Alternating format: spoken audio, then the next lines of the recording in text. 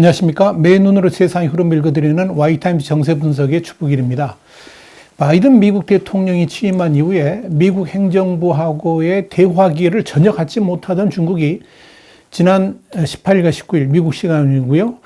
이 알래스카에서의 2+2 회담을 계기로 해가지고 사실상 미국이 중국이 제시하는 레드라인을 넘지 말아달라 이렇게 강력하게 읍소했다는 사실이 재확인됐죠. 그러면서 과연 미국이 중국이 제시한 이 레드라인에 어떻게 대응할 것인지에 대해서 귀추가 주목되고 있는 거죠. 중국이 일단 바이든 정부에게 지난 2월 20일 왕이 중국 외교부장이 베이징에 열린 대화와 협력, 갈등 통제 이런 제목의 주제로 연설을 하면서 레드라인을 일방적으로 제시를 했고요.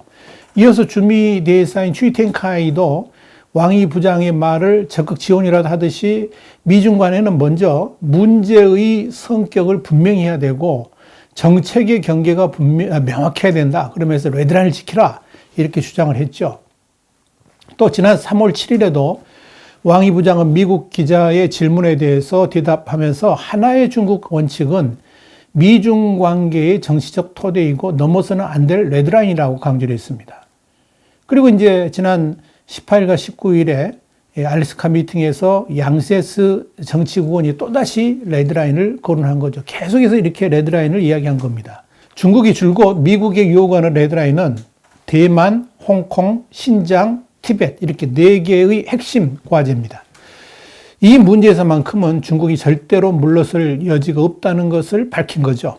그런데 중국의 이 레드라인은 바이든 정부의 핵심 아젠다하고 깊이 연관돼 있어가지고 미국 행정부 또한 물러설 수 없는 주제들이라는 데 문제의 심각성이 있습니다.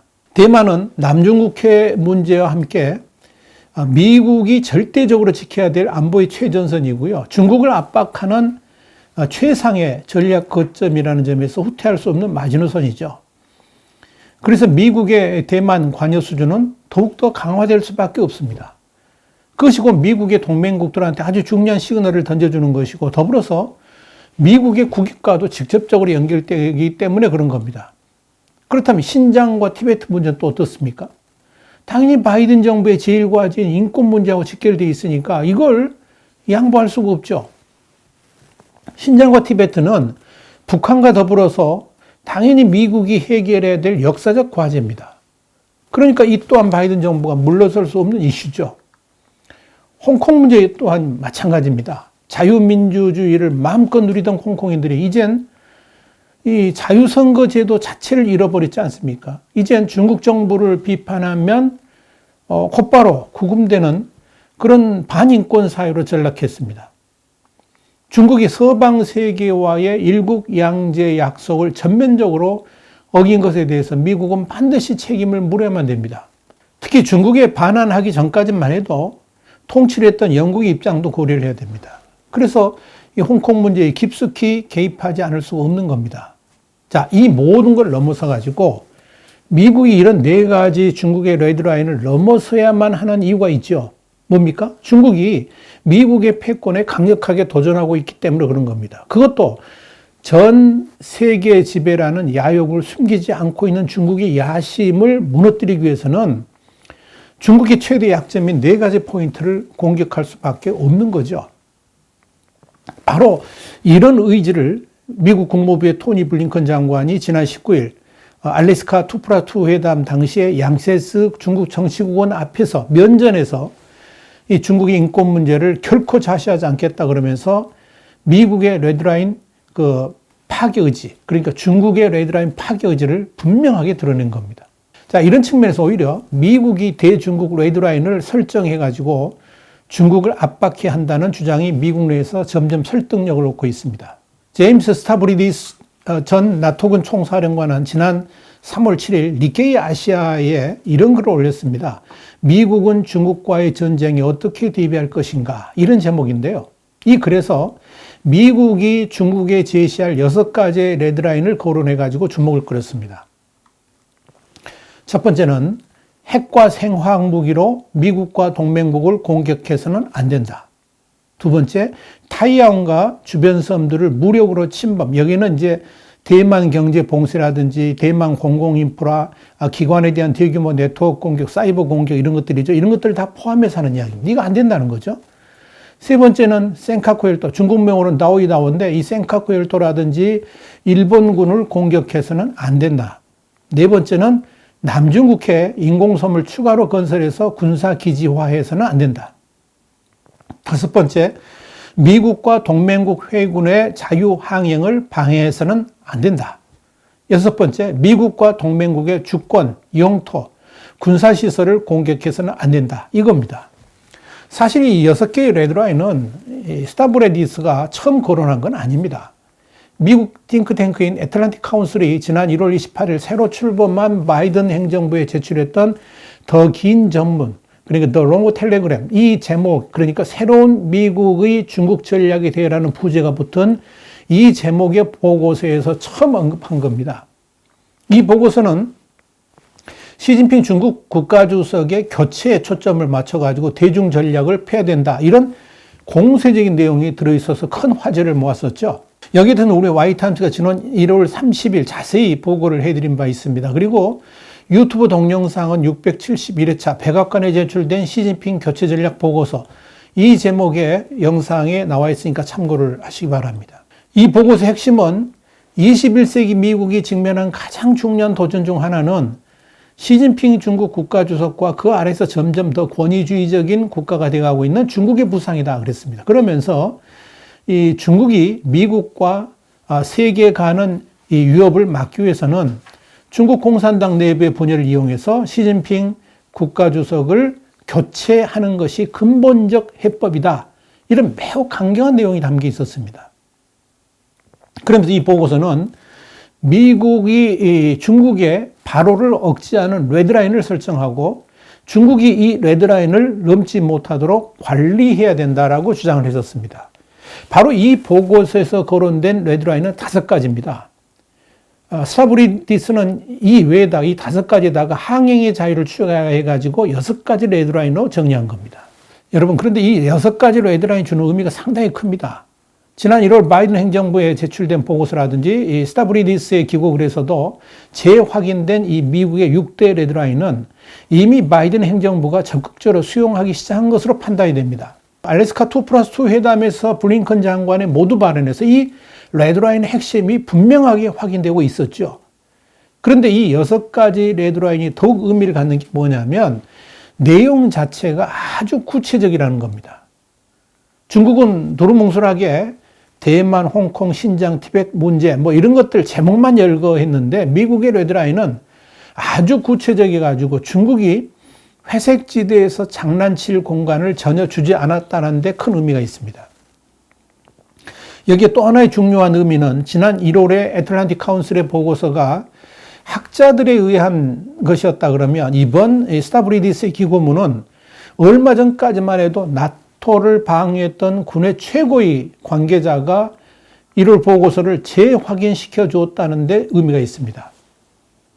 실제로 니케이 아시아에 이 글이 공개된 직후에 인도태평양 사령부하고 국방부에서 진지하게 검토하고 있다는 반응까지 나온 것으로 확인됐습니다. 이 스타브리디스의 이 기고문이 그만큼 중요한 역할을 했다는 의미죠. 그런데 지금 미국 바이든 행정부 행동을 보면 이미 이 6가지의 레드라인이 실행화 단계에 접어들었음을 감지하게 합니다. 한마디로 이 6가지의 레드라인에 대한 강력한 의지를 지금 미국의 바이든 행정부가 보여주고 있다는 거죠.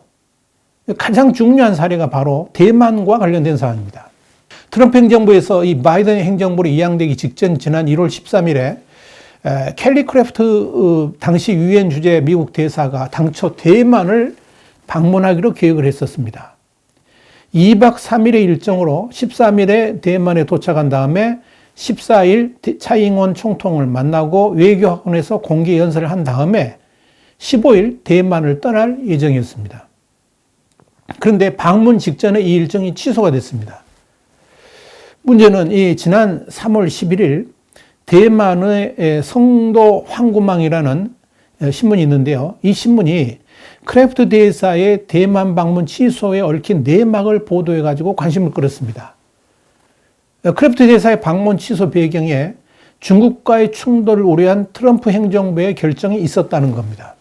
중국 당국은 당시에 크래프트의 유엔 주재 대사라는 특별한 신분이 지니는 이 외교적인 상징성이 크기 때문에 그녀의 대만 방문은 미국이 외교적으로 중화민국을 인정하는 시발점이 될 수 있고, 방문이 성사된다 그러면 예기치 못한 연쇄 반응을 일으킬 수 있다라고 봤다는 겁니다. 그래서 즉각 이 미중 양국 간의 군 연락 채널을 통해 가지고 미국에다가 이 크래프트 전용기가 대만을 방문하게 되면 중국 인민해방군의 전투기가 곧바로 대만 영공에 진입을 해가지고 주권을 선포할 것이고, 만약 이를 군용기로 저지하게 되면 발포도 배제하지 않겠다, 이런 메시지를 전달했다는 겁니다.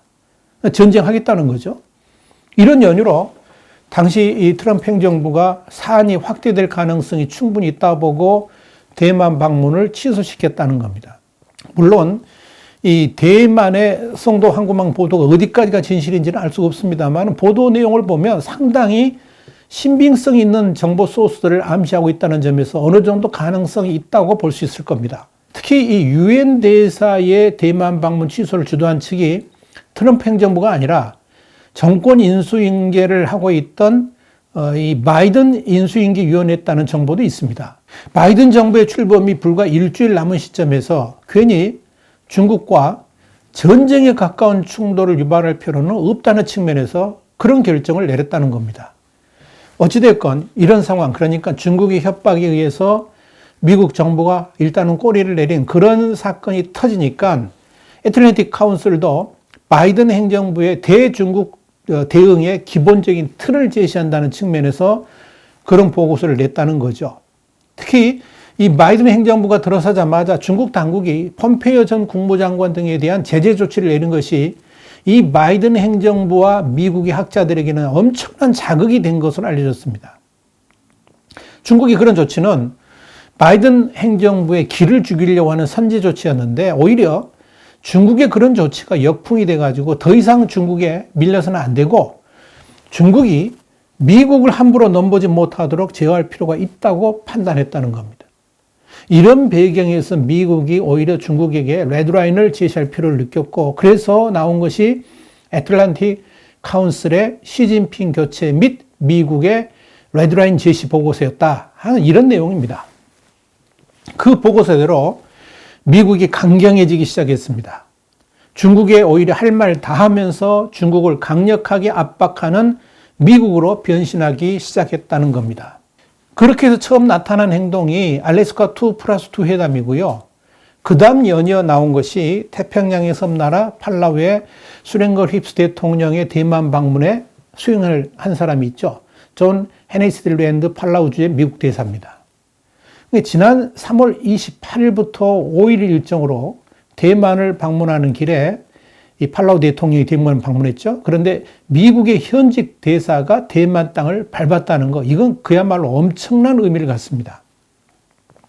1979년 미중 수교로 미국과 대만의 공식 외교 관계가 중단된 이후에 미국의 대사가 대만을 방문했다는 거, 이건 처음입니다. 그런데 이번에는 중국이 지난 1월 초에 유엔 대사 방문과 같이 강력하게 반발하지 못했습니다.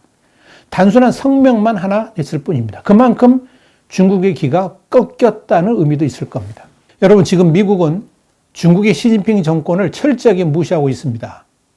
바이든 정권 들어서자마자 제재를 가하고 큰소리치던 중국의 모습이 지금은 보이질 않습니다. 알래스카 회담을 구걸하면서 저자세로 회담에 임했지만 아무런 소득도 없이 물러나야만 했습니다. 오히려 미국의 거센 대중국 정책을 씁쓸하게 맛봐야 했을 뿐입니다. 중국의 본성이 원래 주먹이 센 자가 주도권을 잡는다 하는 이런 폭력 숭배주의자들이죠. 그런데 오히려 미국이 강하게 나서니까 일단은 숨지기고 있는 겁니다. 그런 중국을 향해서 오히려 미국이 도발을 했습니다. 브링컨 장관은 대만을 국가라고 지칭을 했습니다.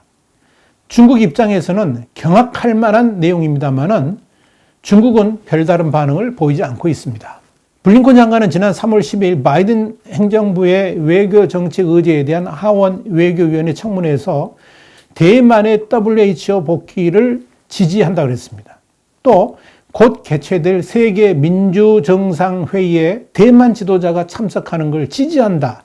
이런 입장을 밝혔습니다. 그러면서 대만은 강력한 민주국가다. 이 국가란 말을 붙였습니다. 민주국가다. 이런데 동의를 했습니다. 이건 중국의 레드라인을 완전히 무시하고 짓밟아 버린 겁니다. 이 블링컨 장관은 중국의 레드라인을 마치 확인사살이라도 하듯이 또다시 말을 했습니다. 대만은 자국민만이 아니라 세계에 기여할 수 있는 국가라 그러면서 코로나19가 좋은 일이라고 말을 했습니다. 블링컨 장관이 중국을 향해 거센 공세를 지속하고 있는 셈입니다. 아마도 미국은 국가 수반만이 참가할 수 있는 민주주의를 위한 정상회의에 대만의 차잉원 총통을 초대할 것 같습니다. 자, 그때 중국은 어떻게 반응할까요? 여러분, 여기서 하나만 더 이야기하죠. 꼭 기억해야 될 내용이 하나 있습니다. 뭐냐면 바이든 대통령의 비서실장 론 클레인입니다. 이 론 클레인이라는 이름을 기억하시기 바랍니다. 이 론 클레인은 워싱턴 정가에서 클레인 총리라고 불릴 만큼 막강한 권한을 행사하고 있습니다. 그런데 이 론 클레인이 중국에 대해서 엄청나게 비판적인 인물이라는 것입니다. 그렇다면 이 바이든이 지금 국무부가 펼쳐가는 이 대중국 정책에 대해서 다른 생각을 가지고 있다 할지라도 이 론 클레인과 블링컨의 조합을 억눌러야 되는데 그게 쉽지 않을 겁니다. 그래서 바이든 행정부의 대중국 정책은 중국을 향해 이 6가지의 레드라인을 강력하게 지켜나가지 않겠나 이렇게 판단한 겁니다. 그러니까 중국이 숨죽일 수밖에 없고요. 시진핑 중국 국가주석이 내년에 3연임을 목전에 두고 있는데 지금 눈만 껌벅껌벅하고 있을 수밖에 없는 그런 상황이다라고 말하는 겁니다. 자, 와이타임스 정세 분석이었습니다. 다음 시간에 다시 뵙겠습니다. 감사합니다.